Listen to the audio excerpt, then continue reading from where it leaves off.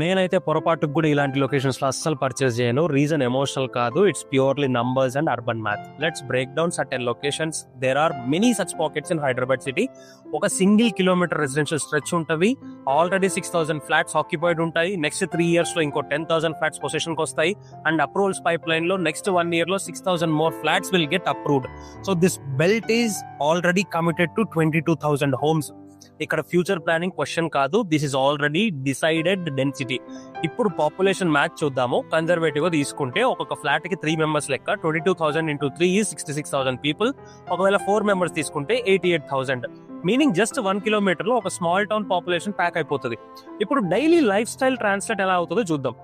ప్రతిరోజు పొద్దున let's assume only 40% are working population. అంటే 26,000 to 35,000 people are working and they move. అందులో 50% మాత్రమే పర్సనల్ వెహికల్స్ యూస్ చేస్తారు అనుకుందాం. అంటే 13,000 to 17,000 vehicles attempting to exit through this 2 to 3 junctions. Additional roads లేవు, అడిషనల్ ఎగ్జిట్స్ లేవు. ట్రాఫిక్ అయితే impossible. Next water and services reality. Municipal water supply was never designed for 22,000 households in a kilometre. అప్పుడు ఏమవుతుంది, tankers frequency increase అవుతుంది, cost పెరుగుతుంది. Water becomes a permanent expensive. Maintenance charges అసలు reduce అయ్యే స్కేలే లేదు. They increase due to power backups, pumps, security, wear and tear. ఇప్పుడు amenities and life style చూసుకుందాం.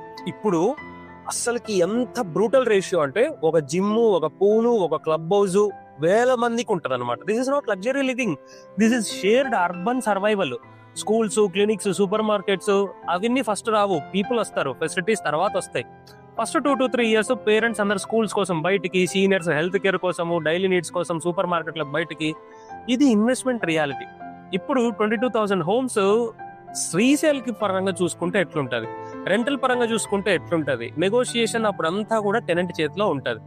This is end user absorption zone, not speculative absorption zone. So when I say I will not go in to this locality, it is not fear, it is clarity I have. ఈ areas ఎవరికి suit అవుతాయి? Who accept high density living, have stable work routine, లేదా mental గా prepare అయిపోవాలి అడ్జస్ట్ఫుల్ life కి. Stressful గా ఉండకూడదు అని అంటే కనుక ఏంటి, calm lifestyle, immediate convenience, fast appreciation. So final employment ఏంటంటే లొకేషన్ హైప్ అనేది పోతుంది, మార్కెటింగ్ ఆగిపోతుంది, డెన్సిటీ మాత్రం మిగులుతుంది. రియల్ ఎస్టేట్ లో హాటెస్ట్ ఏరియాలో తీసుకోవడం సక్సెస్ కాదు. Choosing a density level, your life tolerance for the next 30 years 40 years తీసుకోవడం అన్నది ఇంపార్టెంట్. Assume guys. సో ఇవన్నీ కూడా ఏంటి అని అంటే కనుక ఆ ఏరియాలో ఉన్నాయి కదా అని కొని పాడేయటం కాదు బేసిక్ గా. Okay, so have a long run thinking, have a mindful thinking. Follow for more mindful living stories.